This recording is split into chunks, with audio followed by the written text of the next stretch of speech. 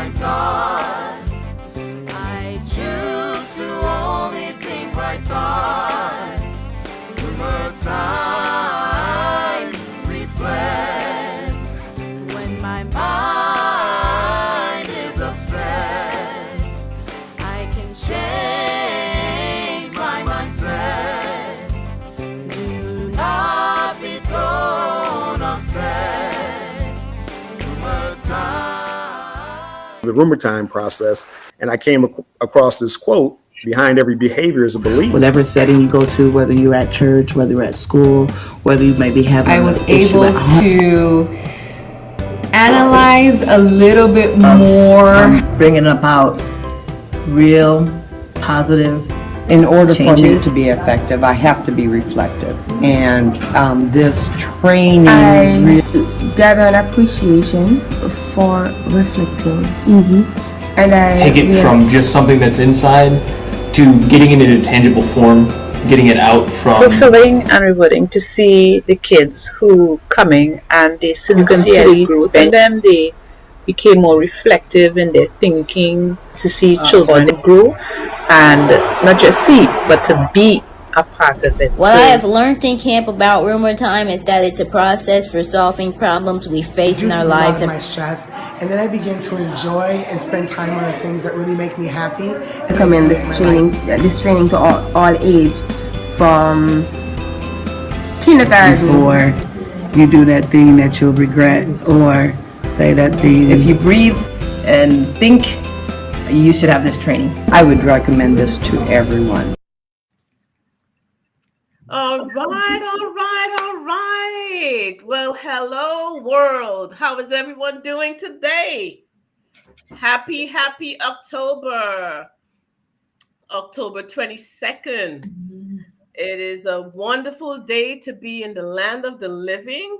And as usual, GC Score, the ARC podcast team, is excited to have this auspicious guest with us this evening.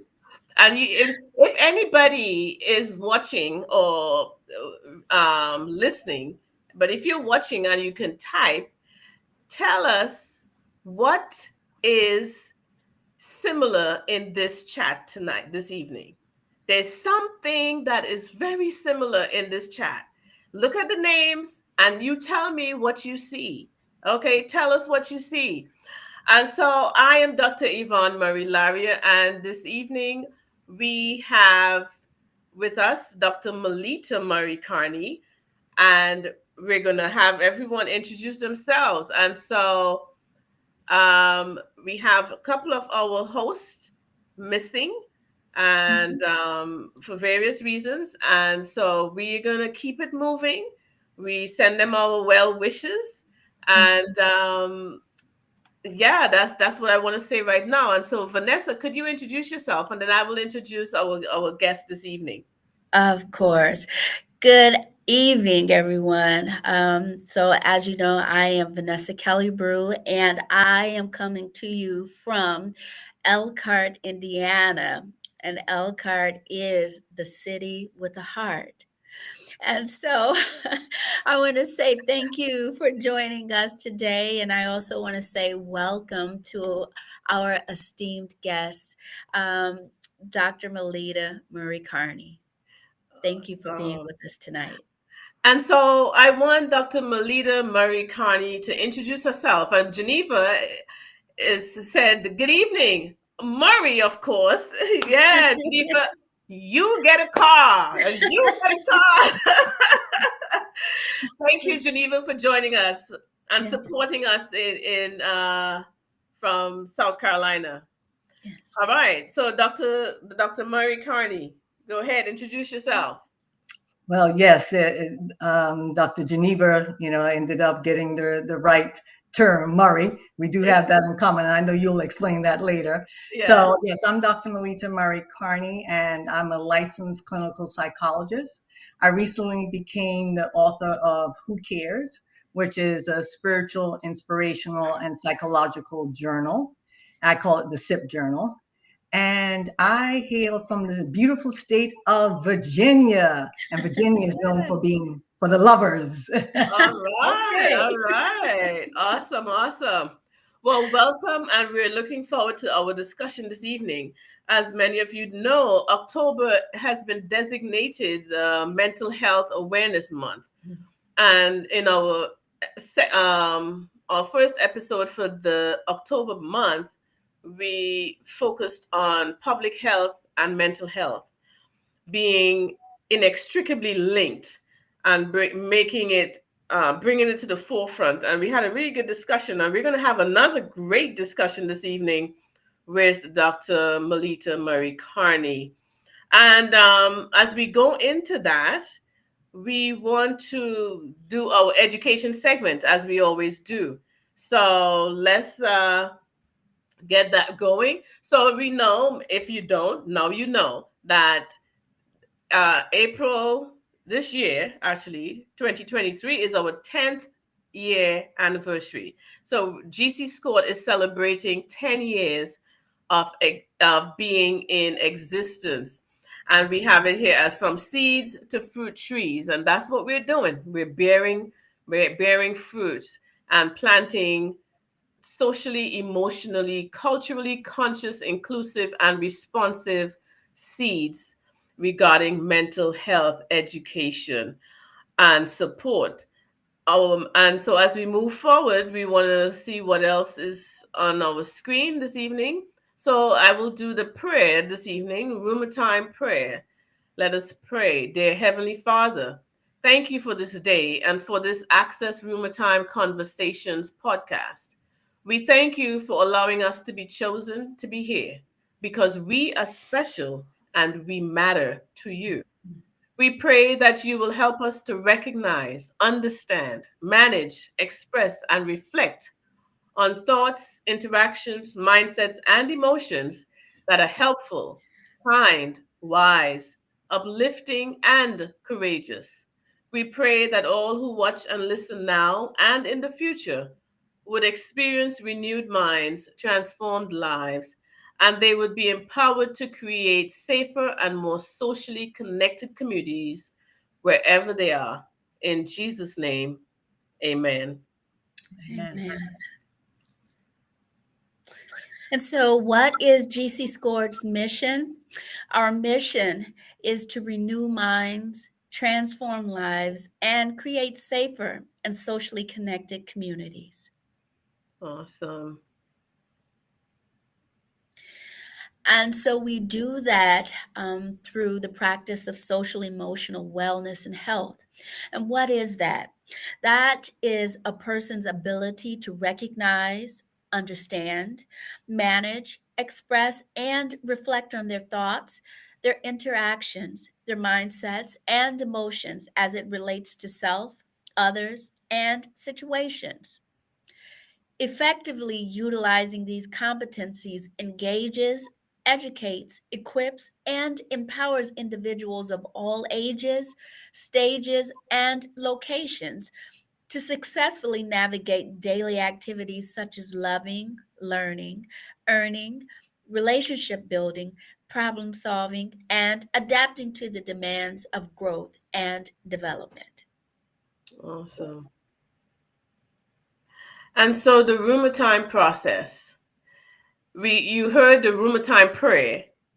It's an acronym, and you heard the definition of our definition of social emotional health and well-being. We also shared with you what that the RUMERTIME process acronym is. So we'll keep going. The RUMERTIME process is a 5-step, culturally conscious, inclusive, responsive problem-solving strategy that is used to engage, to educate, equip, and empower individuals to move from inter and intrapersonal imbalance to inter and intrapersonal balance, and from unconscious living to conscious living. That's the RUMERTIME process. And at GC Squad, we have our own definition. We have come up over the years, all these 10 years that GC Squad has been in existence. But even more than that, my 36 plus years of working in the field of mental health in different settings, it has culminated in this definition of our blueprint for mental health, what it means. What does it mean? So GC Scored views mental health from a social, ecological, cognitive, behavioral, emotional perspective.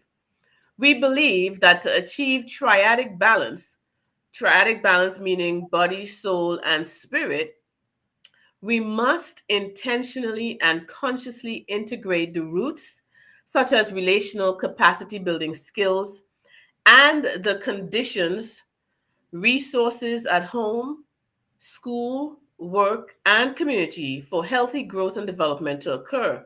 We interpret many symptoms, behaviors, feelings, labels, and diagnoses. We interpret these as fruits, outgrowths, and manifestations of the activities happening at and around the root level or the trunk of a tree. All right, so that is what we believe mental health is. And so that is our education segment. I want to also talk about, yes, it's up on your screen. GC Scored is hosting and facilitating a workshop on Thursday, October 26th from 10 to 1 p.m. Eastern Standard Time. Our focus for this workshop is entitled Pathways Home, Giving Visibility and Voice to the Unhoused. We're going to be focusing on how to use the RUMERTIME process to work effectively, because we see the RUMERTIME process as a neurocycle process, a 5-step neurocycle process. And how can we use this as individuals who are engaging with the unhoused, formerly known as homeless individuals?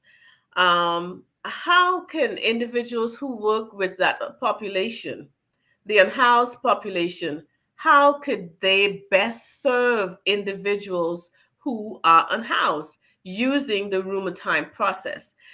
And so it is imperative, if you are a student, whether you're in undergrad or grad school, and you're in any service-oriented program, if it doesn't matter what orientation, what service, what degree you're pursuing, you should attend this.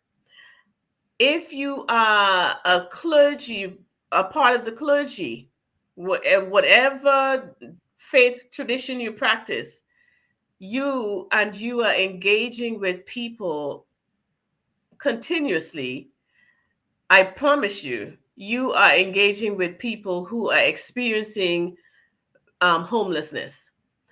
If you are a policy maker, a decision maker, a community stakeholder, if you're an educator at both levels, at the primary, secondary, at the 3 levels, and tertiary, you should be a part of this workshop.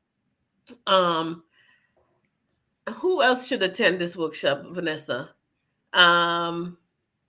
Government officials, non-governmental organizations. Who else? Social workers. Yes. Mental health therapists, psychologists. If you are an advocate, if you are a community advocate, if you are someone who is disturbed by the rise in homelessness, this is an opportunity for you to come and learn about a new way, a different way of working with that population. It's going to be hybrid, and on location, we're going to only be accepting 20 individuals, but everyone else can participate and engage with us via Zoom. So register today. If you need CEUs, we are offering National Board of Certified Counselors CEUs. We are also offering NASW, National Association for Social Workers, and any other CEUs that you might want that you can use.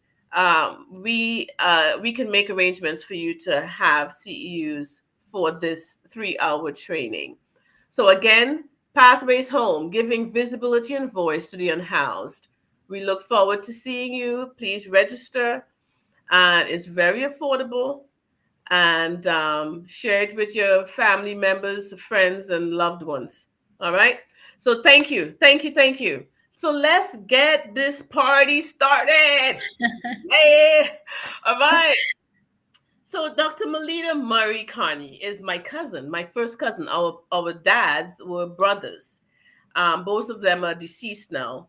And so my cousin is a clinical psychologist of how many years? You can tell the people how many years you've been doing this. Over 25 years. Over 25 years. Over 25 years. And she has written her first book. And we're excited about that. Very excited. Congratulations. Yes, congratulations. And the book is entitled Who Cares? A guided self-help and devotional journal for the seasons of life. And it's up on the screen. Scan it, go buy it. It's important. It looks nice on the screen, but it will look even nicer in your possession. So make sure you avail yourself of this. So Dr. Murray-Carney, I mean, there are so many journals, even GC Score. GC Score has the RUMERTIME Guided Activity Journal. You can also make that available to yourselves as well. And so there's literally hundreds of journals on different books, in different bookstores and online. I mean, they're everywhere. My question to you is, Dr. Murray-Carney, what makes Who Cares unique? What are some of the unique features of your journal? So before I actually, talk about the unique features, I want to mention that in the height of COVID, and that was around the time when I published my book in 2021, in the social media was emphasizing journaling because a lot of people were home. And and to deal with the pandemic of the distress and the being burnt out, a lot of people were turning to journaling. So you're definitely accurate about the fact that there's a plethora of journals out there because people needed, outlet, especially during the height of COVID. Correct. In terms of Who Cares, as I mentioned before, that Who Cares is a spiritual, inspirational, psychological journal. And that is one feature that kind of distinguishes my journal from others. It's the spirituality feature. And I decided that I wanted to include that element because in many cases in mental health, there's an incongruence between spirituality and mental health. They tend to be viewed as separate constructs. Yeah. However, research is beginning to, implement and integrate both. And so I wanted my journal to emphasize that. And it's formulated in terms of a triad of affirmations, and that's part of the inspirational piece. And then the confirmation comes from a sacred writing. As a person of faith, I have used the Bible as part of my sacred writing. But for those who belong to other faiths, they may find that, turning to their sacred writing as part of their exploration and journaling can be helpful. Because spirituality is about finding one's meaning and purpose in life. Yes. It's so different from religion. Religion, has to do with following a particular type of, denomination and embracing that. But spirituality is, what do I really embrace, as my own meaning and purpose? So, as a person who, is spiritual, I wanted to capture that audience. I wanted them to have a sense of understanding that when they're struggling, that yes, we can turn to God or higher power, however you want to identify your higher power, and be able to know that as they are working through their thoughts and their feelings, that they can connect to sacred writing. And my book, Who Cares, tends to integrate that throughout the whole process so that people can feel a spiritual support. And they can be able to affirm that, that spirituality is significant in their lives. And for those who might not embrace spirituality, there's still something that they can benefit from in terms of who cares.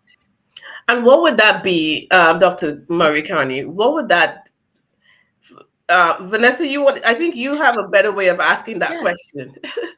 Well, one of the things that we talked about previously was the fact that for us as professors, in a counseling program, one of the assignments that we do with our students is we have them journal throughout the course of the program. And that is to help them become more introspective and reflective. And one of the things that we often hear is that I don't particularly care for journaling. We do it because it's an assignment for us. But for you, what would you say would be the benefits for people who choose to, journal? Well, there are many benefits, and I'm going to tie in the spirituality piece to it as well. So if we just look at the general benefits, one would say that it's an excellent tool for self-care. And by that I mean is that when you are inundated with a lot of stress and you don't have access to going to a mental health provider, or maybe there's a financial barrier to being able to have access to a mental health provider, then being able to just write down how you're thinking, and many times it might be that I don't like myself, or I'm having a difficult day at my job, or I'm struggling with emotional eating, or I have this trauma that I still have yet to overcome. And then being able to write down the emotions associated with that. And a lot of times the emotions are negative. And so part of being able to journal is to have some clarity of the thought process, to be able to release the stress associated with those thoughts, and to be able to have hopefully some self-growth. And in terms of the spirituality piece, there may be a person here who is saying, well, I can get the psychological inspirational, but I don't get the spiritual piece. I'm agnostic, I'm atheist. And so how would this journaling really, be helpful to me? And so I think that, as I said, spirituality is meaning. So what is the journaling doing for you to bring about self-discovery, bring about a way of helping you to cope? Because that's what it really boils down to. Journaling is a coping mechanism. It's a coping force. And so whether it's the RUMERTIME journal activity, whether it's Who Cares, it's all about how is it meeting my needs in the moment when I really feel so distressed and I don't have other outlets. And so I'm going to utilize journaling as an outlet. Yeah. And so you said a mouthful, and it's just, everything is just, it was so profound. And so I'm going to summarize, because there is, I don't know if you've seen this statement on T-shirts and things. I can do therapy and still love Jesus, or I pray and I could still do therapy. And it speaks to how we have dichotomized The separation. and separated our triadic being, right? We are triadic beings. And we have historically, we have separated, we've separated the mind from the body, from the spirit, from the soul. And it wasn't, we were not created that way, right?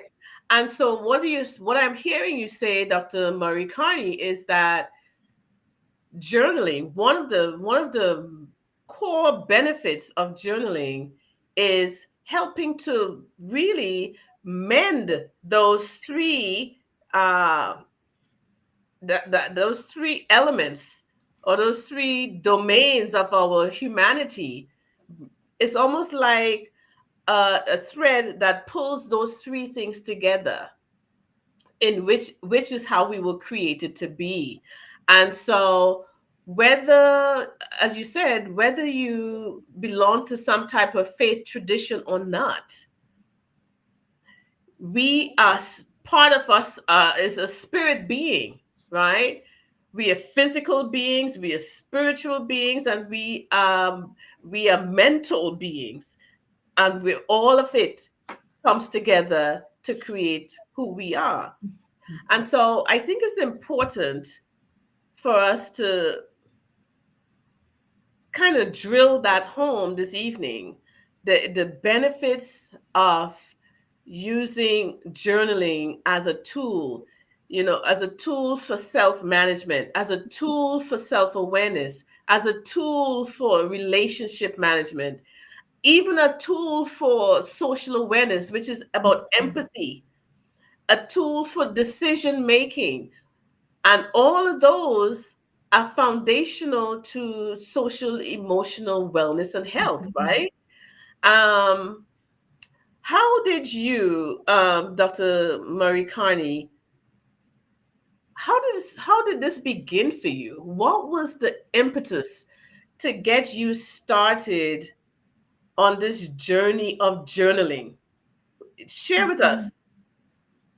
Well, I'm a strong proponent of modeling. And so for those who don't understand that concept in psychological terms, it pretty much means that I have to practice what I preach. And so I've heard a lot, from my patients is, I hear my mental health professionals or physicians saying they recommend that I eat better, that I stop smoking, that I, get into therapy, that I journal.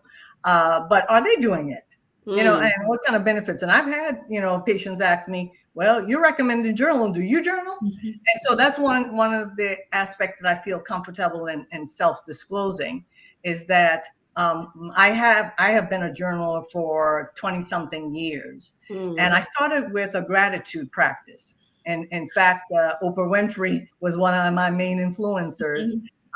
Because she, talked a lot about gratitude and in her own journals. And so when I started that practice, focusing on, things I value, focusing on things I love, and, just having a very positive influence with my gratitude journal.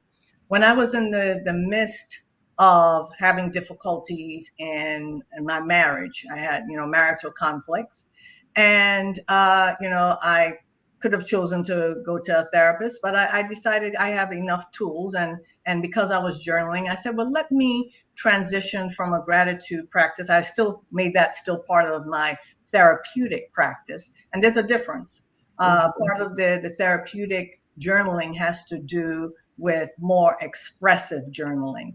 So I was very specific about, okay, what are my thoughts, in my marital conflict? What am I feeling? I'm having all of these feelings of anxiety and feeling overwhelmed, about things. I'm having negative thoughts about leaving my marriage. And so as I began to put my thoughts to paper, I began to, have some sense of, okay, well, what do I value? So I began to problem solve. And that's one of the things that journaling does. It helps you to begin to have a clearer perspective, because when you keep it all in your brain, your mind, it becomes, as I said earlier, cluttered and unclear. And so in order to bring some clarity to my thoughts, and problem solve, I was able to navigate the fact that marriage, is a school that I probably am not going to graduate from, because I value the importance of a marital institution. I value my spouse. And in spite of the struggles, I began to accept the fact that it's not just about me. It's about how can I, have some sense of solace and happiness about navigating through the struggle. And so I did that through my journaling. And from that I had some transformation about myself, and also I reframed my thinking. And that's another crucial part of journaling, is that it helps you to reframe. Because a lot of times, as I said, we can tend to view things negatively. And so as I reframed my thought process, I came out of the journaling with still being married 30 years later. Awesome. Thank you. Being able to be, respective of differences. And so I'm not saying that journaling is the total solution to any conflict, but it is a good tool to manage conflict. Yeah. Awesome.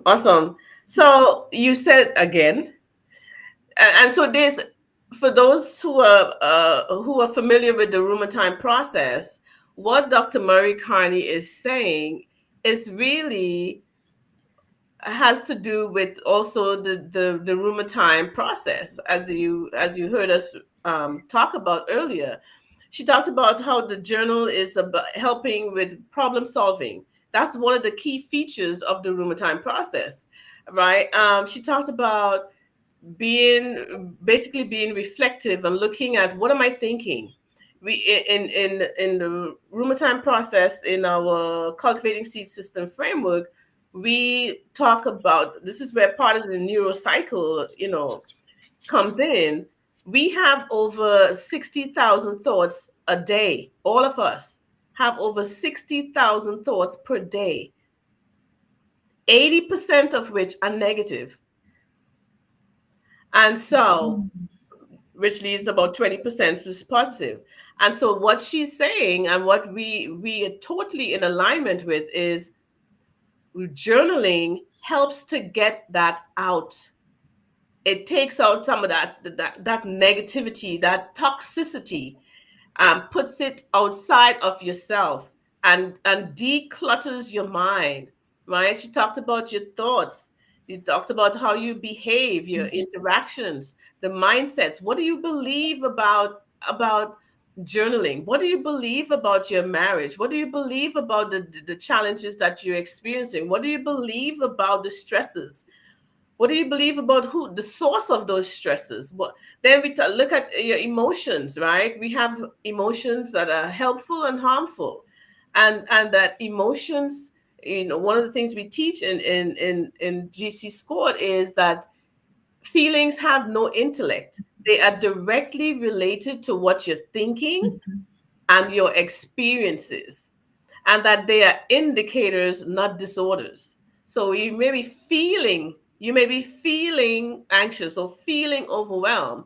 That doesn't mean you have a diagnosis. It means that stop and look, okay, I'm feeling this. What is the source of that feeling? All right. I'm not saying that anxiety and depression are not real. Those are real. What we do here at GC Score is look at the sources of that. And more times than not, the sources are environmental and experiential. All right. And so I think what Dr. Murray-Carney is saying is right on point in terms of bringing together, again, the spiritual, the inspirational, and the psychological, and how it benefits individuals. Whether you believe in some type of faith practice or tradition, it is a way to care for yourself. It is a way to help you detangle the mental webs in your head by putting it out on paper, putting it out on, a virtual space, whatever works for you, right? Whatever works for you. So I have a question for Dr. Murray-Carney. So you spoke about the benefits of journaling, and Dr. Larrier, you emphasized those. What about people who say, this feels very overwhelming to me? Where do I start? like, how do I even begin? And so I'm wondering, for your book, do you have prompts for people? How do they know what to do, when they first start journaling? Right, a very good question. Yes. So I always emphasize that you start simple, and simple can be 2 or 3 words. And so a person who's never journaled before might just want to start with "I think" and fill in the blank. And maybe that may be all that they need to put, or "I feel." And maybe that might be all that they need to put on paper, or dictate, whatever the method might be. And so when you start out with a very, because journal is simplistic, it really isn't complicated. I think we make it complicated. I know, right? But it really is very simplistic. And so if a person starts out, with just a few words, and then as they're feeling a sense of comfort with it, they may graduate from maybe 2 minutes with the journaling to maybe doing 5 minutes. Research shows that if you do 15 to 30 minutes, 3 to 5 times a day, if that's the journaling process, that you'll really see great benefits from the journaling. And so, but you have to start, very simple and very slow. Pace yourself, because part of journaling is pausing. Having a moment of reflection, as we've talked about. And so if you rush the process, you're unable to really reflect. But when you slow down, whether it's for 2 minutes or 5 minutes, to begin to reflect on your thoughts, your emotions, your behaviors, then you can begin to actually move into embracing more of the journaling process. And so I would say start there. Also, I think it's important to feel like you're in a safe environment. I think that's one of the barriers for some people. Will I be able to, have a safe environment where my thoughts can freely flow? And so you have to kind of figure out how that works, because, journaling is a safe haven if you're able to protect it. So for some people, it may be that they have to do it electronically to have it, encrypted and protected. So whatever can help reduce the anxiety about the journaling process is what you have to identify. And then I think that once, a person, is able to identify the process of it, then you'll find that there'll be, the benefits that we have talked about. And so I think the big thing too is to tell yourself, I am going to allow myself to just enjoy this. Let it be a fun activity. I like the RUMERTIME journal activity, because it is, you're engaging in the process. It is an activity. And who cares? It's the same process. We do reflections, as I said, affirmations and confirmation. And I have a gentle reminder component that's like a cheerleading, Yes. to help you to, as you're going through the process, you have that kind of support to remind you. So it might be where you have a gentle reminder to encourage yourself. When you're going through the process, you might have a gentle reminder that it's okay if you're having a bad day, that things are going to get better. You may have a spiritual, reminder that, faith over fear. And so, that's part of what my journal emphasizes. And I think that the key is that if you start slow and pace yourself, that eventually you'll really see the great benefits of journaling, because they're really, it is an excellent tool. Yeah, I agree. Yeah. And so I would also like to say that I am a great proponent of journaling. I love it. And for me, one of the benefits also is to be able to look back Right. at where I was in my life at a certain point and Yes. see the growth, where I am now. Or And lack thereof. or lack thereof. Yeah, to know, like, I still have a little work to do in this area. But thank you for that. And so right now we just want to take one second. I want to say this. Uh-huh. I have one of my quotes is, in order to be effective, you must be reflective. And journaling is definitely one of those tools that helps you to be reflective. And so I just wanted to put that in there before Vanessa goes into reading our comments from our listening and watching audience. Yeah, so again, we just want to welcome those listeners and the viewers who have tuned in with us today, and acknowledge. So we want to say welcome to Rita, who says that that was a very powerful quote that you just shared with the audience, Dr. Larrier. Also, Dr. Murray, writing in general is becoming a lost art and practice.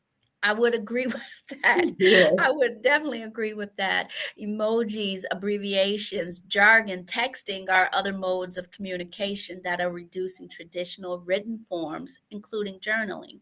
And that's really a great point that he made. And so what I would like to know, Dr. Murray-Carney, is how would you speak to our the younger generation who, again, as Desmond said, writing is not something they typically do. They do use abbreviations, they use TikToks, they use, so Yeah. how do you speak to them about the importance of journaling, and is there a way that they can do it for their generation? I there's, such thing as video journaling, Mm-hmm. so where, a person can just, be able to express themselves through video. There's definitely, so I think you see a lot of that with TikTok, in particular, people are using social media as a form of therapy. And so they may not be writing down their thoughts, but they're voicing that, or they may be writing it down maybe on Facebook or Instagram, but a lot of times they're talking it out. And so you can have like a self-talk journal where you are just expressing your thoughts through a video, or, it might be, you're just dictating it on your phone, as a way of helping you cope. And I think the younger generation, that's the way in which they are beginning to express themselves more. But I think that having some structure with that, because just venting can also create more negativity if you don't have some kind of frame of process with that. And so whether it's with a mental health provider, or whether you're yourself becoming introspective about what you're sharing in a video, and being able to get some support, because a lot of times when people are sharing in a video, they're getting bullied, they're getting a lot of negative feedback, and they're not, having that positive, frame and growth from it. And Vanessa, you made a very good point earlier, is to that part of it is kind of looking at patterns that come out of your journaling, whether it's video journaling, whether it's any other type of journaling, that you have to begin to kind of look at that. And I think that that's significant. And I hope I answered the question. Yeah, I want to also add to that. I think you definitely answered the question, Dr. Murray-Carney. One of the things in the RUMERTIME Guided Activity Journal, we include opportunities for people who don't like to write. We also include opportunities for people to draw, right? We have opportunities for them to do coloring, right? They can color, because people express them. We all express ourselves in different ways. And because we know that one of the goals of journaling is to get stuff out, we created it so in such a way that there is a multimodal approach to journaling. And so I think that is another way. And we also have brain teasers for people who are really cerebral, and they could do that while they are, kind of getting the stuff out of their systems. So I think those are some ways. And, if any of the younger people are on and they want to give us some suggestions, I'm sure Dr. Murray-Carney and myself would love to incorporate some of those suggestions for our younger Gen Zers and the other people in, later than that. We have a question. Someone said, spirituality is indeed important. It is refreshing to hear the complete focus of your journal, because so many in the world at large seem to want to separate their spiritual self from the emotional self. What would you say to individuals who believe they can live a siloed life? Well, I will say that, the siloed life is definitely a process where you have to begin to do some self-analysis about that, because we're created to be a community, to interact with other people. That's part of our social competency, that I know that Time talks about. And so for people who tend to have some difficulty in being able to integrate, that spiritual component, and they feel like, okay, I'm siloed where that is concerned, I think that they have to, as I said, they have to begin to look at, how can I become a stronger person through my own self-discovery? Yeah. How can I begin to, begin to navigate, the struggles with that? And I think that once, a person, looks at, the difficulties of not feeling accepted, maybe on some level, because part of journaling is beginning to accept, the difficulties you might have with, other people, the way they view you, and feeling a sense of silo, and how to actually embrace and integrate more of your spiritual self, which is psychological, mental, emotional self. And so acceptance is a big piece of that struggle. And but journaling can help with that. Excellent. All right. Dr. Murray-Carney, we have another question from our audience. Caroline wants to know, when you're including spirituality in your mental health approach, is that a faith-based approach?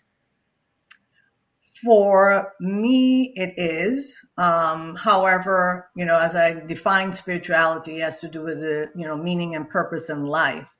And so I think that, if whatever your meaning and purpose in life will be your sense of spirituality. And so I integrate it from a faith-based, perspective. But I do feel like part of exploring that is knowing, how am I able to really sense, what is important to me and my day-to-day journey, outside of denomination, outside of other people's spiritual perspectives. And so I think that once you kind of have some sense of what your spiritual journey is, you'll be able to integrate, or maybe not integrate, depending on where you are in that process. I think the faith piece comes in terms of shaping how you are going to view your spirituality. Right. So I can view my spirituality from a very very limited lens, or I can, and restricted lens, or I can be more open-minded, and I think a lot of that can be influenced by one's faith. And so you have to be careful of that, because if you don't have an open mind to listening to other people and their perspectives, it can influence, how you are journaling too, because you can end up having a negative bias. Yeah. Yeah, I see faith traditions as vehicles for people to, or containers for people to put their spirituality in, right? Or vehicle for which you journey, use that to journey on your spiritual journey. And people choose different vehicles. People choose different containers to have their spirituality expressed. So yeah, thank you. And there's some other comments in the chat too, Vanessa, and then we can go into our other questions, our other topics discussion. Sure. So again, Rita says, I am in agreement with journaling. I am a journaling advocate. It has been so helpful for my spiritual and mental health. And then we also have Dawn Rodriguez joining us this evening, and she sends us warm good evening. And then also we've already heard from Caroline, and she just says, truly, spirituality is significant in our lives. And then again, of course, we have Dr. Geneva, who is also with us. So awesome. So I couple of things we want to talk about before we end. One is, we know that there is a mental health practitioner shortage globally, right? Just in our state alone, Indiana, the wait for a therapist or practitioner, a mental health practitioner, is between 7 to 9 months. All right, 7 to 9 months. And that's when you have, as we call it, good insurance. All right. And so how could we use journaling? I mean, before I get to that question, so there's a shortage of mental health practitioners. There's also a shortage of culturally conscious, inclusive, and responsive mental health intervention strategies. There's also there's a lack of that. Then there are also barriers, the stigma, the language stigma, the stigma of mental health is not real. There is the stigma. There's also the shortage of lack of financial resources to access mental health services and support. Would you say that journaling can be almost like a triage type of tool until someone gets to a trained mental health practitioner? What are your thoughts on that? Both of you, Dr. Melita, Murray-Carney, and then Vanessa. Let's have that discussion. Right. So, I believe that any tool that can be helpful in reducing stress, is significant. And so, as we've said before, that journaling definitely plays that role. However, I am a strong proponent of, using journaling in adjunct to psychotherapy, especially when it comes to trauma. I think that, for some people, they may say, well, I'm getting some benefits in being able to write down my thoughts and my feelings, and I'm able to kind of assess that from a spiritual perspective as well. But when it really becomes overwhelming and I feel like I can't contain myself, and you use the word, that's part of journaling process, is being able to contain your thoughts and feelings. But, for people who may be experiencing trauma, that may be difficult to use journaling as a standalone or, triaging using your words. And so I think that, being able to have a clinician that can help you work through the process of painful feelings that emerge from, journaling. And then you can re-traumatize. Some people get re-traumatized when they are expressing their thoughts and their feelings on paper, or whether it's through video conferencing or whatever it might be, or video journaling. So I think that, it's really significant to have some sense of oneself and how you are, navigating through that process. And so for some people, the answer would be yes, it can be a great tool for you to do your own self-analysis. For others who are experiencing more pain, and they need to be able to contain that, they need to be able to have somebody to assist them with processing those thoughts and feelings, then I would say that they need to do it in a clinical setting where they can get some support. When you're in pain, you need support. And so a clinician can help you reframe your thoughts, can help you be able to manage those emotions, and help you to identify some positive outcomes that can come out of your trauma or whatever difficult stressor you may experience. Okay. Vanessa, what are your thoughts on that? Yeah, I definitely agree with what Dr. Murray-Carney just said. I think for everyone experiences some type of stress, and I believe that journaling can definitely be helpful, just to, as you said, get that out. But again, if there are some significant mental health challenges, I definitely agree that it would be helpful to have a practitioner that could help guide that process for you, because as you just shared, you can re-traumatize yourself. And so I definitely agree for just normal, everyday, regular stressors that people deal with.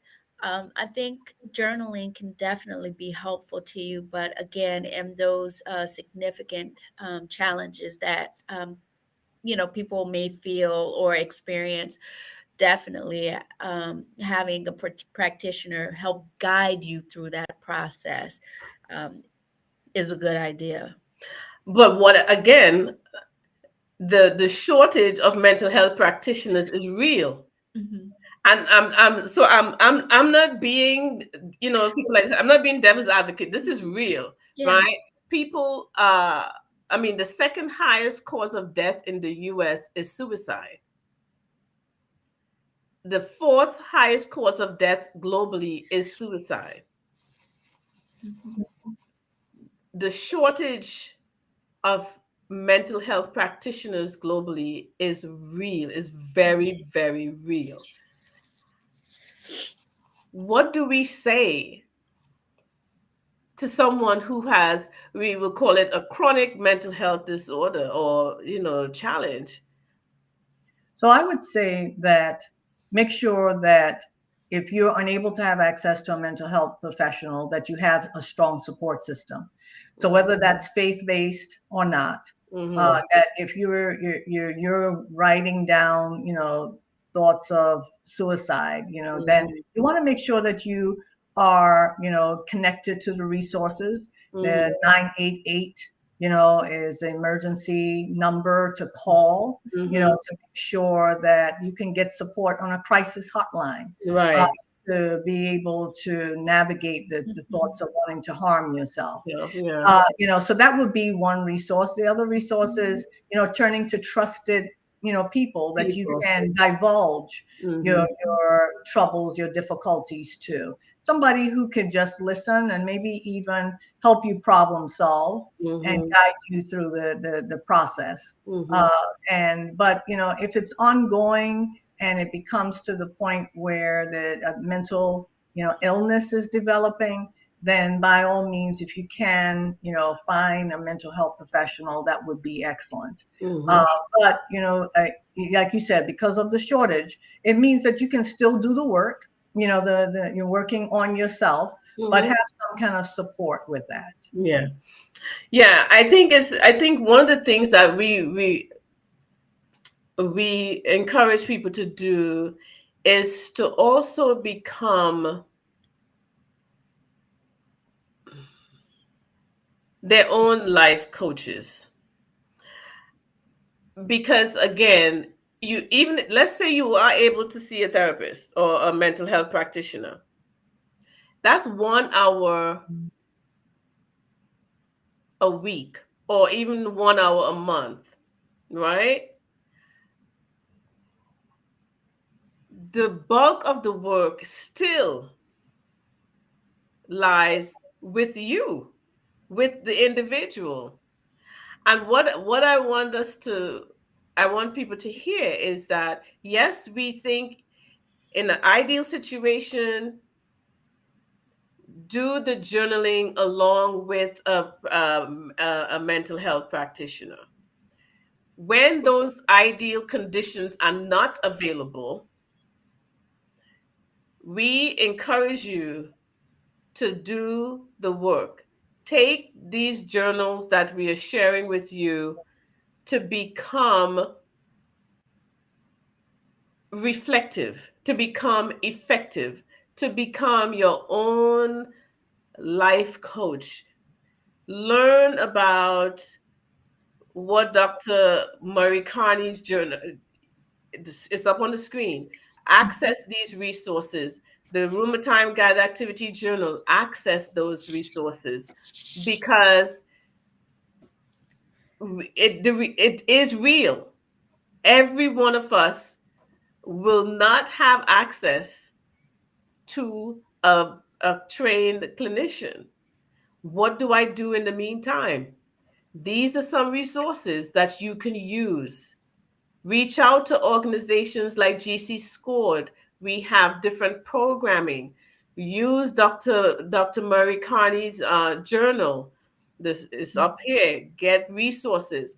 You have to take some initiative to help yourself because you cannot, because of the shortage and all the other barriers. You are important. Your life is important. We want you to be around. We want you to contribute positively and constructively to our society. You were born for a reason. You have purpose. Okay? These tools, this program is to help individuals see their value, see their purpose. Take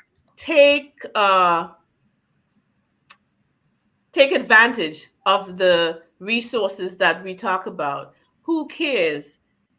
This journal is awesome. The RUMERTIME Guide Activity Journal is also awesome. Get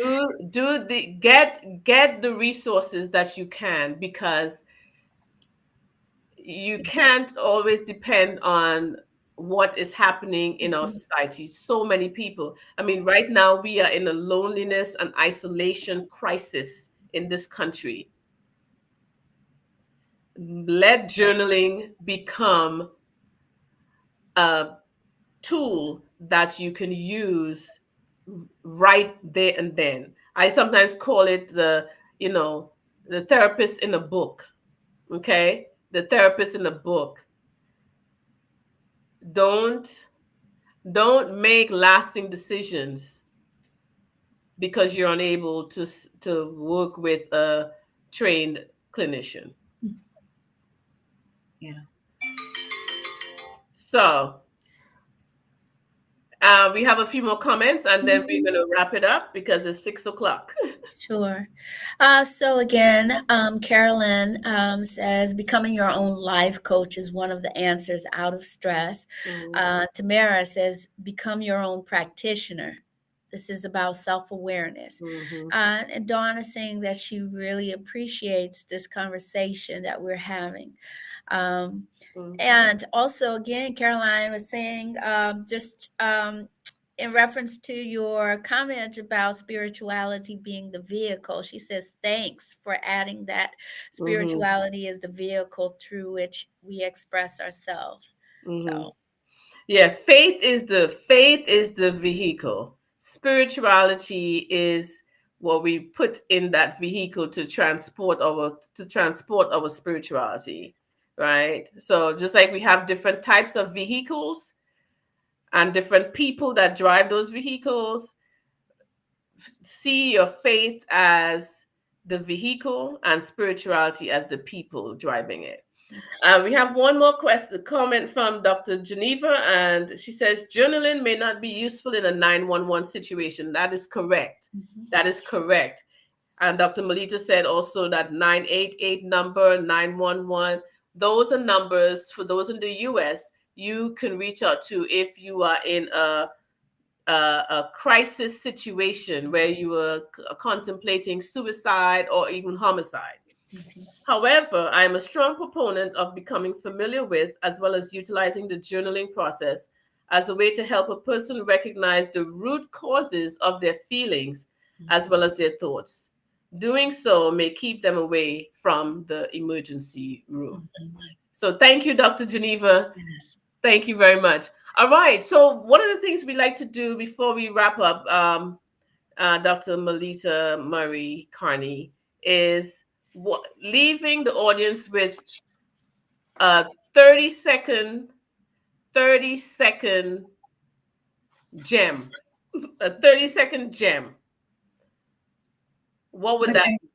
Sorry. So I think that we emphasize self-care quite a bit through this conversation. So I would say prioritize self-care and choose to journal for health and happiness. Awesome. I love it. Vanessa? What do I want? I don't know. We've talked about being your own life coach. And so these are tools that we can use, tools that are available to us to help us move in that direction. So Dr. Melita Murray-Carney's Who Cares? And also our RUMERTIME journaling process. So using those tools can help you along the way to becoming your own life coach. Awesome. And mine would be, in order to be effective, you must be reflective. In order to be effective, you must be reflective. And so as we end our show this evening, we want to thank Dr. Murray-Carney for being our guest. And Caroline Obosoro says, prioritize self-care. Thanks, Dr. Melita. Yes. And so we want to let you know that on Sunday, November 12th, we're going to be having Yolande, Her Excellency Yolande Yvonne Smith. No relation.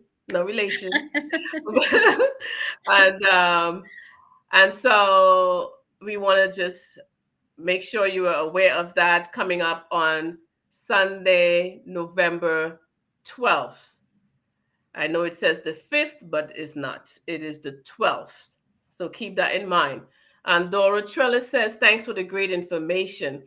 Also, we want to remind you of registering. It doesn't matter where you are in the world. You can register for our training on Thursday, October 26th, focusing on working with the unhoused, formerly known as homelessness.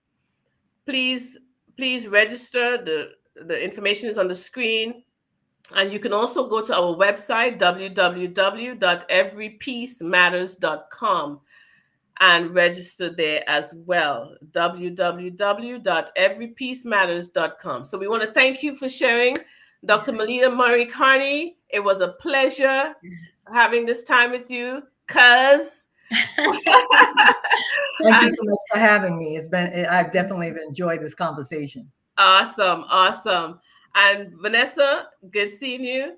Everyone, see you on the 12th of November. Take care and blessings to all. Bye-bye.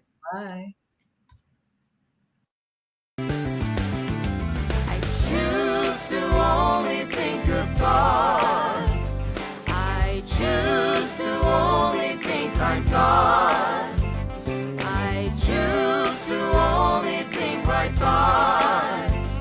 RUMERTIME reflects. When my mind is upset, I can change my mindset.